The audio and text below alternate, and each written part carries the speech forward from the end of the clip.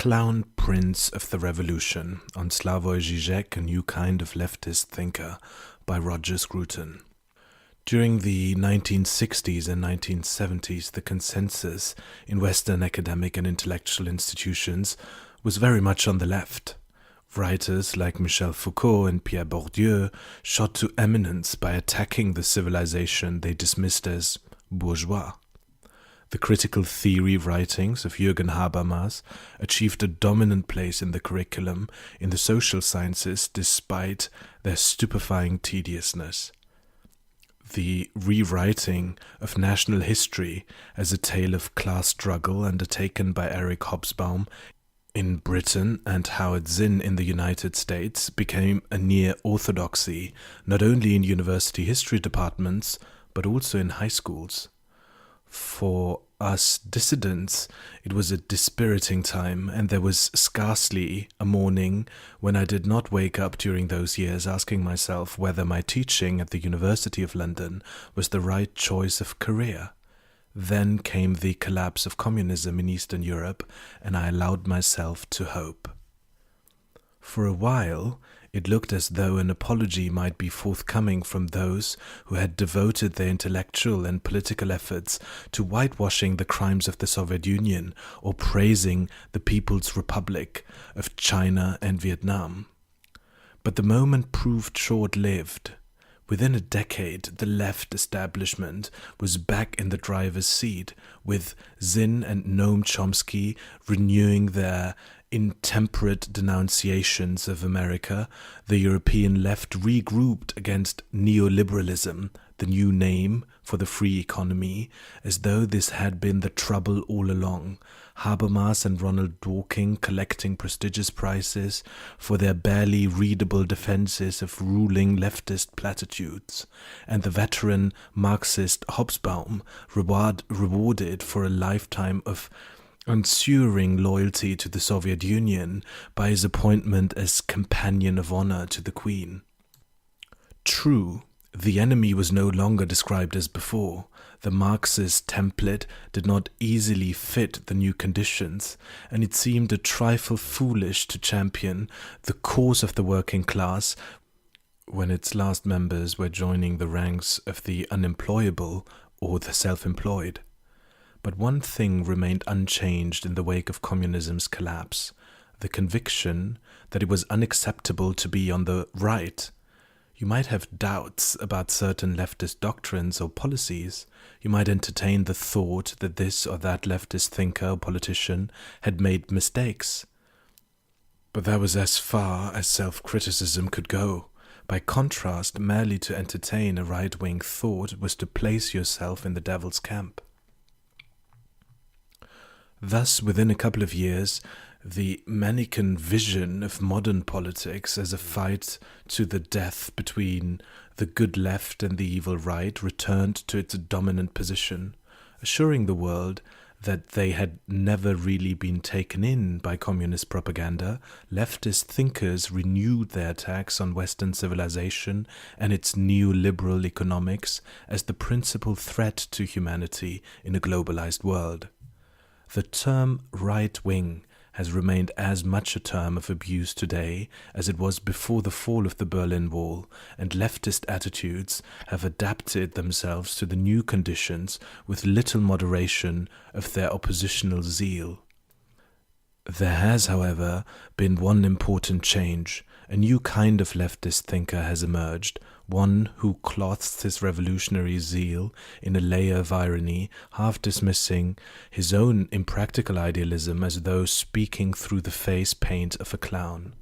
If you set out to study in a humanities department at an American university, it won't be long before you come across the name of Slavoj Zizek, the philosopher who grew up in the comparatively mild regime of communist Yugoslavia, qualified as a dissident during the declining years of communism in his native Slovenia, but is now making waves as a radical critic of the West, the one whose tongue is always in his cheek.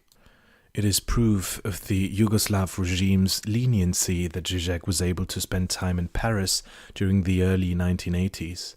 There he came across the psychoanalyst Jacques-Alain Miller, whose seminar he attended and who also became Zizek's analyst. Miller is the son-in-law of Jacques Lacan, the unscrupulous power maniac whom Raymond Tallis has described as the shrink from hell, and it is an unfortunate price to pay for the endeavor to understand Zizek that you have to engage with Lacan too. Lacan's collected Écrits, published in 1966, were one of the sources drawn upon by the student revolutionaries in May 1968. 34 volumes of his seminars followed, published by his disciples and subsequently translated into English, or at least into a language that resembles English as closely as the original resembles French. The influence of these seminars is one of the deep mysteries of modern intellectual life. Their theories that Lacan neither explored nor understood are for sheer intellectual effrontery without parallel in recent literature. Unexplained technicalities exerted from set theory, particle physics, linguistics, topology, and whatever else might seem to confer power on the wizard who conjures with them, are used to prove such spectacular theorems as that the erectile penis in bourgeois conditions is equal to the square root of -1, or that you do not, until worked on by Lacan, exist. Another Lacanian concept, that of the big other, is crucial to understanding Zizek. Following the famous lectures on Hegel by Kojève, delivered at the Institut des Hautes Études before World War II, and attended by everybody who was anybody in the Parisian literary world, Lacan included, the idea of the other became a fixture in French philosophical writing. The great and subtle argument of Hegel's phenomenology of spirit to the effect that we attain self-consciousness and freedom through the recognition of the other had been recycled again and again by those who attended Kojève's lectures. You find it in Jean-Paul Sartre, Emmanuel Levinas, and Georges Bataille, and you find it horribly garbled in Lacan. For Lacan, the big other, capital A for autre, is the challenge presented to the self by the not-self. The big other haunts the perceived world with the thought of a dominating and controlling power, a power that we both seek and flee from. There is also the little other, lowercase a for autre, who is not really distinct from the self, but is the thing seen in the mirror during the stage of development that Lacan called the mirror stage, when the infant supposedly catches sight of himself in the glass and says, "Aha!" That is the point of recognition, when the infant first encounters the objet petit, which in some ways that I find impossible to decipher indicates both desire and its absence. In addition, Lacan is credited with the view that the subject does not exist beyond the mirror stage until brought into being by an act of subjectivization. You become a self-conscious subject by taking possession of your world and incorporating its otherness into yourself. In this way you begin to exist outwardly in a community of others. Lacan's ruminations on the other appear constantly in Zizek's writing, which offer proof of one feature in which the communist system had an edge on its Western rivals. They are the product of a seriously educated mind. Zizek writes perceptively of art, literature, cinema, and music. When he is considering the events of the day, be it American presidential elections or Islamist extremism in the Middle East, he always has something interesting and challenging to say. He has learned Marxism not as a flamboyant pursuit of an academic leisure class, but as an attempt to discover the truth about our world. He has studied Hegel in depth, and in what are surely his two most sustained pieces of writing, The Sublime Object of Ideology and Part 1 of The Ticklish Subject, he shows how to apply this study to the confused times in which we live. He has responded to the poetry of Hegel as to the metaphysics, and he has retained the Hegelian longing for a total perspective in which being and nothingness, affirmation and negation are brought into relation and reconciled. If he had stayed in Slovenia, and if Slovenia had stayed communist, Zizek would not have been the problem he has since become. Indeed, the release of Zizek into the world of Western scholarship could almost suffice to make one regret the collapse of communism in Eastern Europe. By seizing on Lacan's psychoanalytical vision as the transcendental ground for his new socialist philosophy, Zizek raises the level of excitement beyond anything achieved by the dreary socialists, who are the normal product of the Western Academy. And his slick, all-inclusive style offers constant hints of persuasive argument. He can sometimes be read with ease for pages at a time, with a full sense that he is sharing matters that could form an understanding between himself and his reader. At the same time, he passes quickly over outrageous statements that seem, at first, to be slips of the pen, but that the reader discovers in time to be the true content of his message. As an indication of Zizek's styles, here are some of the topics touched on in 3 consecutive pages, chosen more or less at random from his engaging 2008 book, In Defense of Lost Causes: the Turin Shroud, the Quran and the Scientific Worldview, the Tao of Physics, Secular Humanism, Lacan's Theory of Fatherhood, Truth in Politics, Capitalism and Science, Hegel on Art and Religion, Postmodernity and the End of Grand Narratives, Psychoanalysis and Modernity, Masturbation, Hegel and Objective Spirit, Richard Rorty's Pragmatism, and Is There or Is There Not a Big Other? The machine gun rattle of topics and concepts makes it easy for Zizek to slip in his little pellets of poison, which the reader, nodding in time to the rhythm of the prose, might easily swallow unnoticed. Thus, we are not to reject terror in toto, but to reinvent it. We must recognize that the problem with Hitler, and with Stalin too, is that they were not violent enough. We should accept Mao's cosmic perspective and read the Cultural Revolution as a positive event. Rather than criticizing Stalinism as immoral, we should praise it for its humanity, since it rescued the Soviet experiment from biopolitics. Besides, Stalinism is not immoral, but too moral, since it relied on the figure of the big other, which, as all Lacanians know, is the primordial mistake of the moralist. We must also recognize that the dictatorship of the proletariat is the only true choice today. Zizek's defense of terror and violence, his call for a new party organized on Leninist principles, his celebration of Mao's Cultural Revolution, the countless deaths notwithstanding, and indeed lauded as part of the meaning of a politics of action, all this might have served to discredit Zizek among more moderate left-wing readers, were it not for the fact that it is never possible to be sure that he is serious.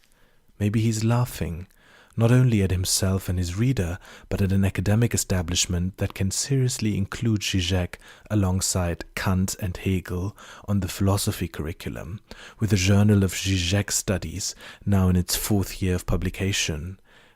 Maybe he is cheering us all on in a holiday from thinking, scoffing at the idiots who imagine that there is anything else to be done with thinking than to escape from it. Quote, here, however, one should avoid the fatal trap of conceiving the subject as the act, the gesture, which intervenes afterwards in order to fill in the ontological gap, and insist on the irreducible, vicious cycle of subjectivity. The wound is healed only by the spear which smote it. That is, the subject is the very gap filled in by the gesture of subjectivization, which in Laclau establishes a new hegemony, which in Rancière gives voice to the part-no part, which in Badiou assumes fidelity to the truth event, etc. In short, the Lacanian answer to the question asked and answered in a negative way by such different philosophers as Althusser, Derrida, and Bourdieu. Can the gap, the opening, the void, which precedes the gesture of subjectivization, still be called subject is an emphatic yes. The subject is both at the same time the ontological gap, the night of the world, the madness of radical self-withdrawal, as well as the gesture of subjectivization which, by means of a short circuit between the universal and the particular, heals the wound of this gap. In Lacanese, the gesture of the master which establishes new harmony. Subjectivity is a name for this irreducible circularity, for a power which does not fight an external resisting force, say the inertia of the given substantial order, but an obstacle that is absolutely inherent, which ultimately is the subject itself. In other words, the subject's very endeavor to fill in the gap retroactively sustains and generates this gap. End of quote. Notice the sudden intrusion into the long italicized sentence, no clearer than any others, as though Zizek had paused to draw a conclusion before passing exultantly to the next half-formed conception. The passage is part of a contribution to the Lacanian theory of subjectivization, but its main import is to bring home to the reader whatever might be said by the other spectators of fashionable nonsense. Zizek has said it too, and that all truths, all insights, all useful nuggets of leftist nonsense are tributaries flowing into the unstanchable flood of his all-comprehending negativity. The prose is an invitation. You, the reader, should plunge in so as to be washed clean of the taint of reasoned argument and to enjoy at least the refreshing waters of the mind which flow from topic to topic and from place to place, unimpeded by realities, always flowing to the left. Zizek publishes at the rate of 2 or 3 books a year. He writes at an ironical distance from himself, aware that acceptance is obtainable in no other way. But he is also concerned to undermine the superficial plausibility of the consumerist society that has replaced the old order of communist Yugoslavia and to discover the deep spiritual cause of his ailments. When he's not writing, elusively jumping like a grasshopper from topic to topic, he's trying to unmask what he sees as the self-deception of the global capitalist order. Like his other master, the far-left French philosopher Alain Badiou, he fails to provide a clear alternative. But absent a clear alternative, an unclear alternative, even a purely imaginary one, will do, whatever the consequences. As he put it, using Badiou's language, better a disaster fidelity to the event than a non-being of indifference towards the event being the always longed for and always postponed revolution. To summarize, Zizek's position is not easy. He slips between philosophical and psychoanalytical ways of arguing and is spellbound by Lacan's utterances. He is a lover of paradox and believes strongly in what Hegel called the labor of the negative, though following Lacan in taking negation to its extreme point, not simply as a way of setting limits to a concept, but as a way of ruling it out. He became self-conscious by an act of total negation, by learning that there is no subject.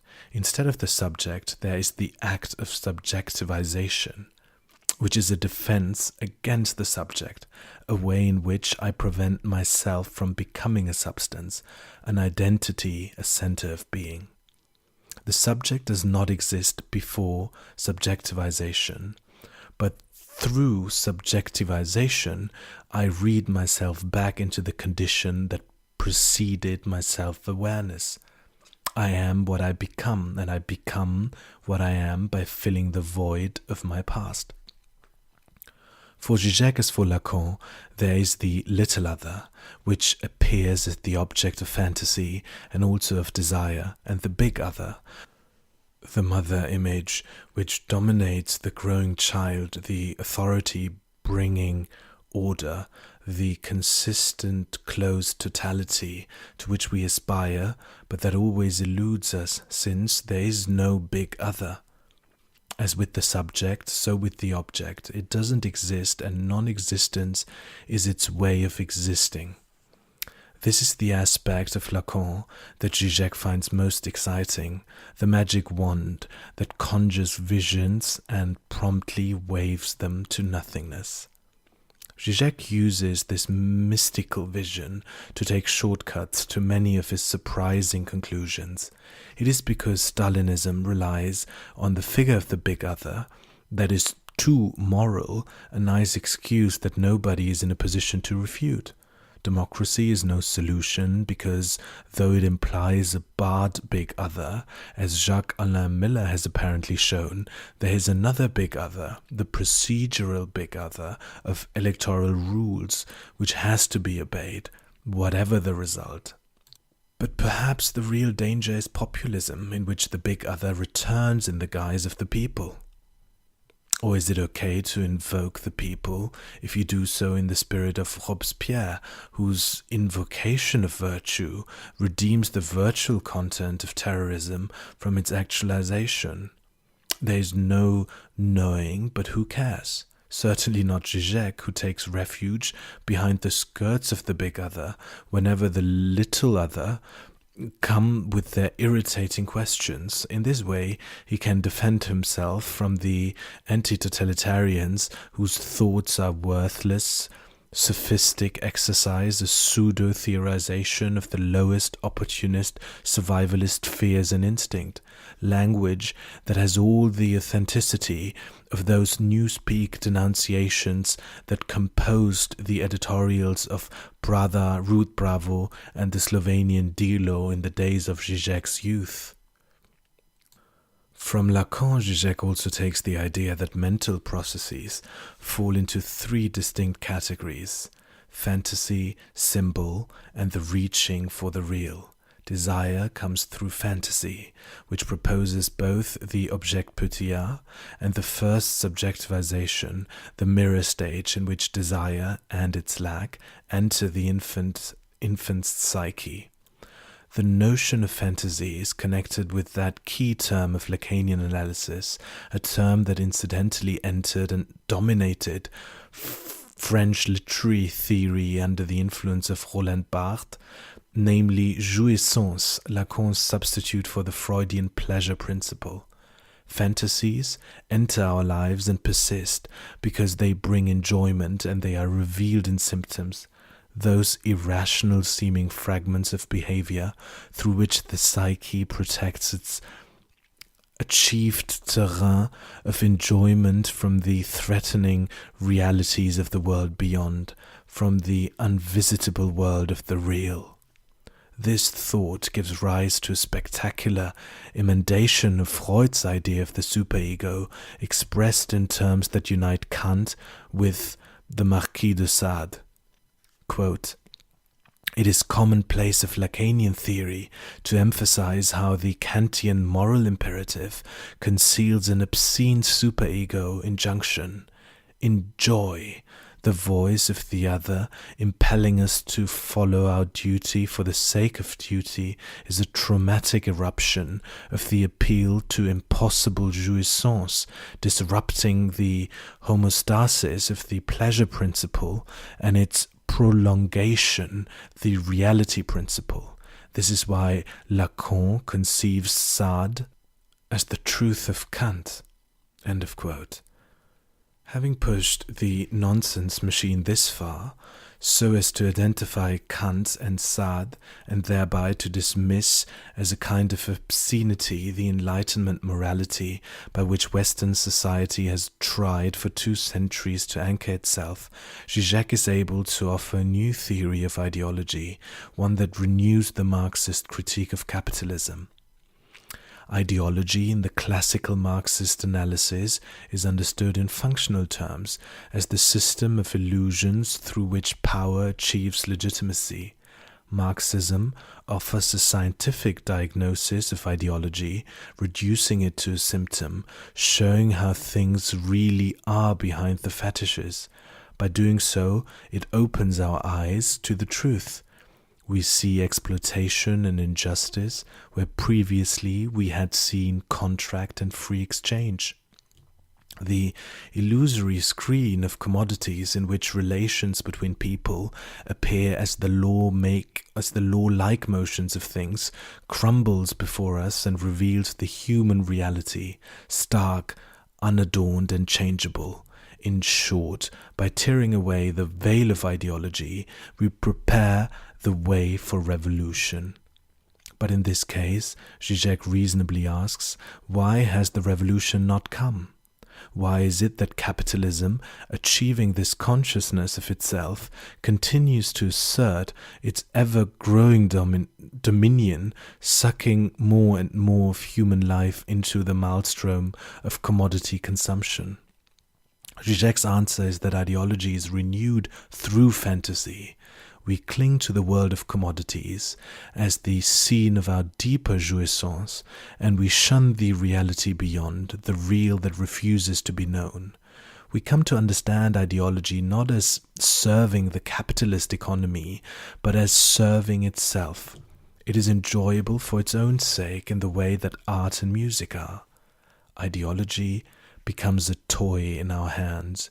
We both accept it and laugh at it, knowing that everything has its price in our world of illusions, but that nothing of value will ever appear there. This at last is how I read remarks like this one, which is about as clear as Zizek gets on this topic. Quote, "Why must this inversion of the relation of aim and means remain hidden?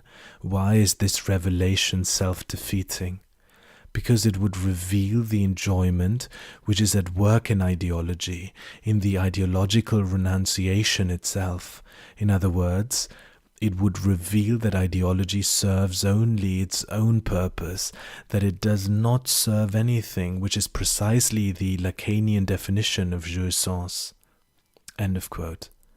It is at this point, however, that clarity is imperative. Is Zizek telling us that the world of commodities and markets is with us to stay and that we must learn to make the best of it? What does it mean that he has arrived at this position by deploying those strange Lacanian categories that appear throughout his prose in lieu of foundations, but that are themselves entirely foundationless? Is there a real argument here, one that might be convincing to a person who has not had the benefit of brainwashing by Jacques-Alain Miller? Almost always, at the critical juncture, when a clear argument is needed, Zizek takes refuge behind a rhetorical question, into which he packs all the mysterious Lacanian liturgy. Quote, "Is the paradoxical topology of the movement of capital the fundamental blockage which resolves and reproduces itself through frantic activity, excessive power as the very form of appearance of a fundamental impotence? This immediate passage, this coincidence of limit and excess, of lack and surplus, precisely that of the Lacanian objet petit a, of the left-over which embodies the fundamental, constitutive lack," end of quote. The syntactical pressure exerted by such rhetorical questions is directed towards the response, "Of course, I should have known all along." The goal is to escape the real question, which is that of the meaning and foundation of the terms. I give another spectacular example, since it is directly relevant to the theme. Quote, "Is not the ultimate domain of psychoanalysis the connection between the symbolic law and desire? Is not the multitude of perverse satisfactions the very form in which the connection between law and desire is realized? Is not the Lacanian division of the subject the division that concerns precisely the subject's relationship to the symbolic law? Furthermore, is not the ultimate confirmation of this Lacan's Kant avec Sade, which directly posits the Sadian universe of morbid perversion as the truth of the most radical assertion of the moral weight of symbolic law in human history, namely Kantian ethics?" End of quote. If you answered no to any of these questions, the response would be no. What on earth do you mean? For the real question is, what exactly do you mean? But this brings me to the heart of Zizek's leftism. The real, touched by Lacan's magic wand, vanishes. It is the primary absence, the truth that is also castration. The wand waves away reality and thereby gives fresh life to the dream. It is in the world of dreams, therefore, that morality and politics are now to be implanted. What matters is not the discredited world of merely empirical events, but the goings-on and in the dream world, and the world of the exalted intellectuals for whom ideas and enthusiasms cancel mere realities. Thus, in a singularly repulsive essay on revolutionary terror, Zizek praises the humanist terror of Robespierre and Saint-Just as opposed to the anti-humanist, or rather inhumane terror of the Nazis. Not because it was particularly kind to its victims, but because it expressed the utopian explosion of political imagination of its perpetrators. No matter that the terror led to the imprisonment of hundreds of thousands of innocent people and the deaths of as many more, the statistics are irrelevant, waved away by Lacan's wand, reduced to the square root of -1, a purely imaginary number. What is relevant is the way in which, through speech that Zizek would recognize to be self-vaunting bombast, did his critical faculties not desert him in the face of a revolutionary hero, Robespierre, redeemed the virtual content of terror from its actualization. In this way, for Zizek, thought cancels reality. When the thought is on the left, it matters less what you do than what you think you are doing, provided what you think you are doing has the ultimate goal of emancipation, as the Marxian theorist Etienne Balibar expresses it. The goal is not equality or liberty conceived in the qualified sense that you and I would understand those terms. It is absolute equality, with a bit of liberty thrown in if you are lucky, which can, by its nature, be achieved only by an act of total destruction. To pursue this goal might also be to acknowledge its impossibility. Is that not what all such total projects amount to? No matter. It is precisely the impossibility of utopia that fastens us to it. Nothing can sully the absolute purity of what will never be tested. We should not be surprised, therefore, when Zizek writes that the thin difference between the Stalinist Gulag and the Nazi annihilation camp was also, at that moment, the difference between civilization and barbarism. His only interest is in the state of mind of the perpetrators, where they moved in however oblique a manner by utopian enthusiasms, or where they moved, on the contrary, by some discredited attachment.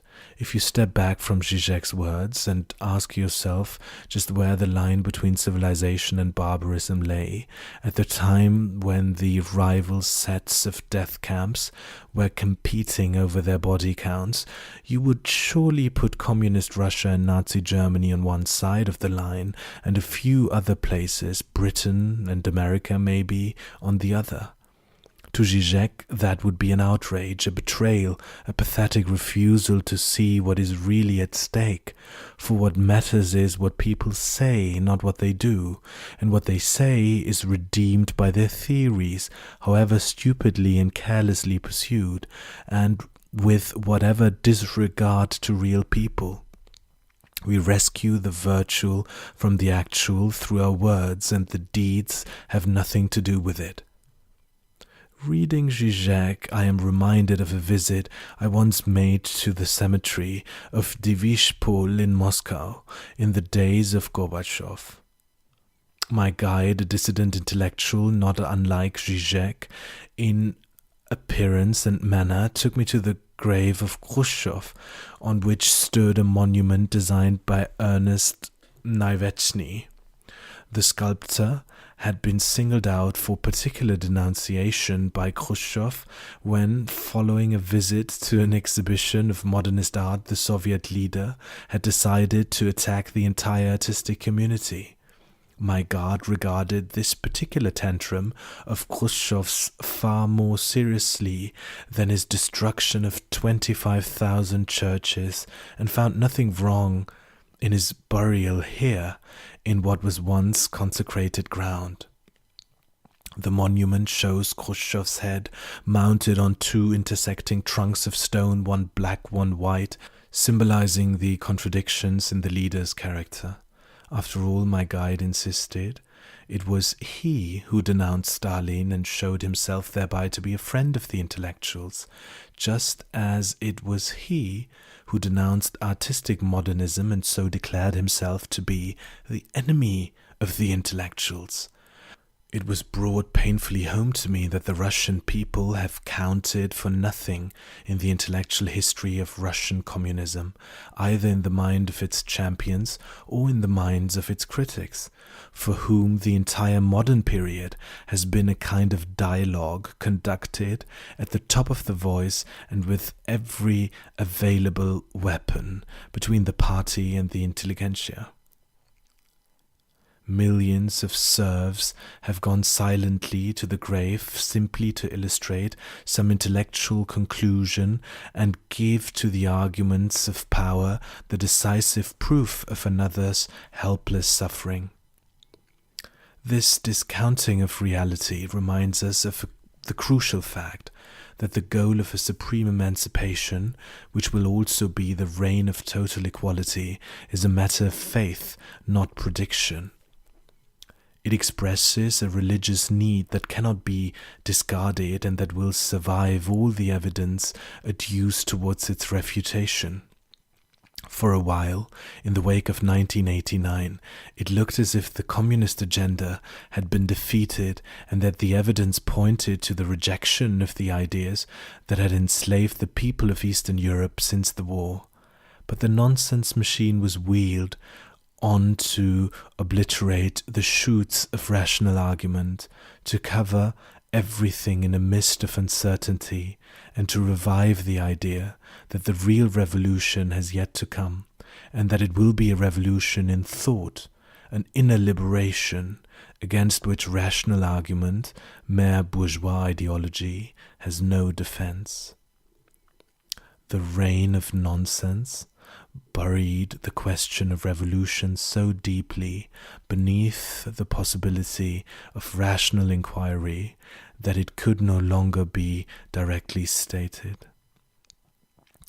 At the same time, the alchemist never ceased to propose revolution as the goal, the thing that was to be conjured from the darkness that their spells created. What exactly were they hoping for? Let us step back in the world of rational analysis so as to notice that there are at least two kinds of revolution, and that it is important when we make an idol of this world to ask ourselves which of the two we mean by it. There is the kind exemplified in the English Glorious Revolution of 1688 and the American Revolution of 1783, in which essentially law-abiding people attempt to define and protect their rights against usurpation. And then there's the kind exemplified by the French Revolution of 1789 and the Russian Revolution of 1917, in which one elite seizes power from another and then establishes itself in a reign of terror. The difference between those two kinds of revolution is enormous and of vast significance to us, looking at the course of modern history. But Zizek and other postmodern leftists dismiss the distinction with a sneer. For them, the English and American revolutions did not scintillate in the imagination of exultant intellectuals, but merely pressed themselves into being through the needs of real people. Instead of examining what such revolutions achieved, whether it might not have been sufficient and in any case the best that can be hoped for, thinkers like Zizek prefer to bury themselves in scholastic disputes with fellow leftists, shifting blocks of formidable newspeak around the sanctuary where the idol has been hidden. Those who imagined in 1989 that never again would an intellectual be caught defending the Leninist party or advocating the methods of Stalin had reckoned without the overwhelming power of nonsense. In the urgent need to believe, to find a central mystery, that is the true meaning of things to which one's life can be dedicated, nonsense is much to be preferred to sense. For it builds a way of life around something that cannot be questioned. No reasoned assault is possible against what denies the possibility of a reasoned assault. And thus, it is that utopia stepped again into the place vacated by theology to erect its own mysterium tremendum e fascinans in the center of intellectual life. A new generation rediscovered the authentic voice of the proletariat, which speaks the language of the nonsense machine, and despite all the disappointments, they were reassured that the dictatorship of the proletariat remains an option, indeed the only option. The proof of this is there in Zizek's prose. You have his word for it. In Zizek we find astonishing evidence of the fact that the communist hypothesis, as Badiou calls it, will never go away, notwithstanding Marx's attempt to present it as the conclusion of a science. The hypothesis cannot be put to the test and refuted, for it is not a prediction or, in any real sense, a hypothesis. It is a statement of faith in the unknowable. Zizek unhesitantly adds his weight to every cause that is directed in whatever way against the established order of the Western democracies. He even sets himself against parliamentary democracy and has no qualms in advocating terror, suitably aestheticized as part of his glamorous detachment.